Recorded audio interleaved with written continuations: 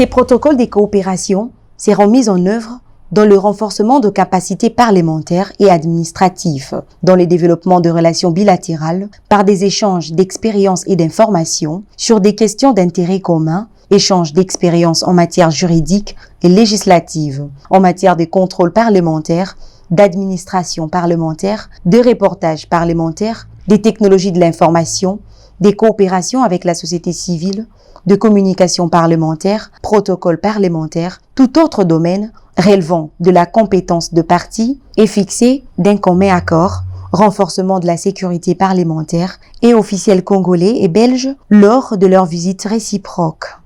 Il s'y est de signaler que le présent protocole des coopérations a une durée indéterminée et ne peut être revu qu'à la demande de l'une des parties. La bombe a été piégée dans la cour de la commune Boulenguera. L'explosion a fait 2 blessés, dont un civil et un agent secret de l'État. La police attribue cette scène tragique aux rebelles ADF.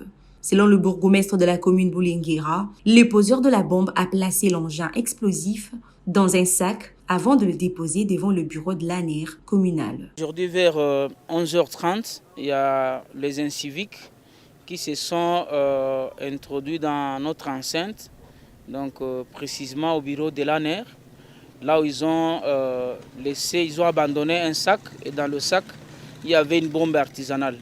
Donc lors de l'explosion de cette bombe, il y a eu un bilan, donc c'est-à-dire que nous avons eu des blessés légers, mais dont vraiment leur vie n'est pas en danger. Et il y a aussi une maman qui a été traumatisée, une dame appelée communément Madame Lina, elle est aussi en bon état.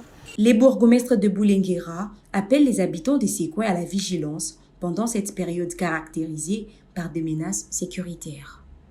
Ce que moi je vais demander à la population, nous sommes en train de vivre un phénomène quand la maison est agressée, n'est-ce pas ça? Nous devons tous, les enfants de la maison, soutenir, n'est-ce pas ça, le papa, la maman, pour que l'ennemi ne puisse pas nous dévaster. Donc je lance un cri d'appel encore à la vigilance à toute la population de Butembo, que nous devons vraiment nous unir, être réunis tous, n'est-ce pas ça, pour faire face à cette agression barbare que nous condamnons avec une forte énergie. Reprise des manifestations anti-MONUSCO mardi dernier en République démocratique du Congo à Beni, dans la province du Nord Kivu. Un civil a été tué par balle, confirme la police locale, lors des altercations qui ont opposé des jeunes au casque bleu. Cet avant-midi, plusieurs tirs ont été entendus au centre-ville de Beni. Des jeunes se sont opposés au convoi de la MONUSCO, composé de 17 véhicules appartenant au contingent tanzanien, a été ciblé des projectiles de manifestation. Le casque bleu ont répondu par 2 tirs de sommation et dans la foulée, un jeune garçon d'une vingtaine d'années a été touché par balle et succombé sur le champ. Son corps se trouve présentement à la morgue de l'hôpital général de Beni. À l'heure actuelle, les activités économiques sont momentanément suspendues au centre commercial des Matongé, dans la commune des Moulekera et sur le boulevard Niamouissi, vers le quartier Mabankanga. Pour l'heure, la présence des éléments de la police qui tentent de dégager la voie publique contre le barricade érigé par 2 jeunes. Nous rappelons que des vives manifestations organisées il y a plus d'1 mois contre la MONUSCO dans les villes de l'Est du pays, notamment à Beni, Kasindi, Goma et Butembo, avaient fait plusieurs morts dans des casques bleus. Depuis, la mission de l'ONU avait pris des mesures dans la localisation de son personnel et son matériel de Butembo vers Beni et Kiwanja.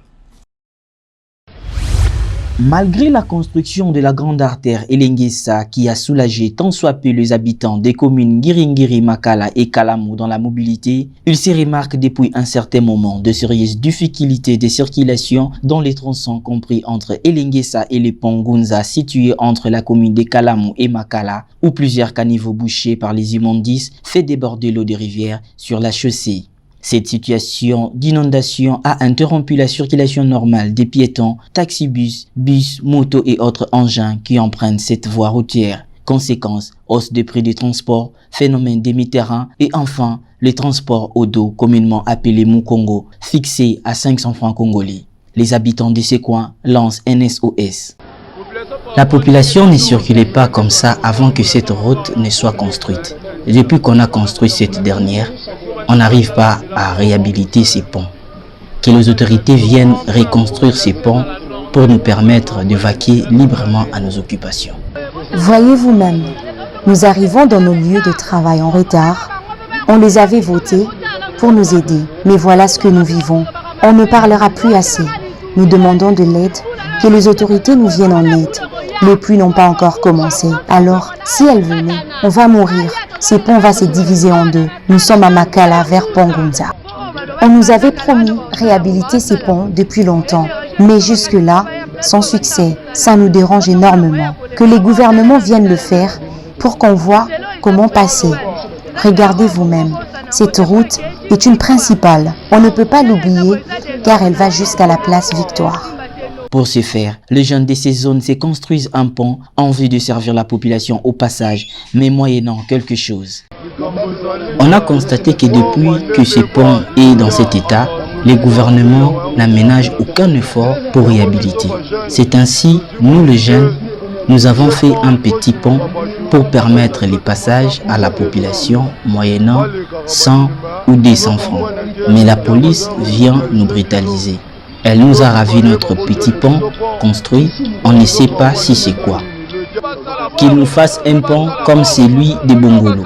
Moi je commence à récolter des 200 francs parce qu'on a placé nos propres branches. Donc ce n'est pas gratuit. Une solution rapide est attendue dans le but de regagner de l'harmonie dans la circulation de la population de cette partie afin d'éviter les pires lors des pluies diluviennes.